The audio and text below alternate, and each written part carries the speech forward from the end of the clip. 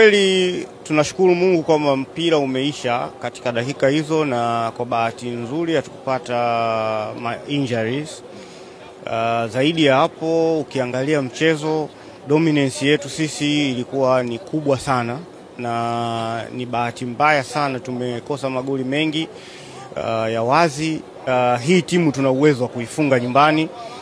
Hata hapa tulikuwa na uwezo wa kufunga, lakini kwa bahati mbaya tu maamuzi nayo vile vile yalikuwa yako na yanauma upande mmoja.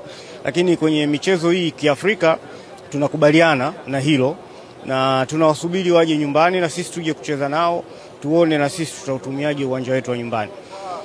Jambo kubwa kwa washabiki, wapenzi, wanachama na wote wenye kuitakia heri Simba ni kuweka nguvu ya pamoja na kufanya maandalizi ya nguvu kukabiliana na wao. Hii ni timu ambayo tunaweza kabisa tukaitoa na tukaendelea kwenye hatua inayofuata. Kila mmoja awe tayari kuhakikisha kwamba anapambana kwa ajili ya Simba kuingia katika hatua inayofuata.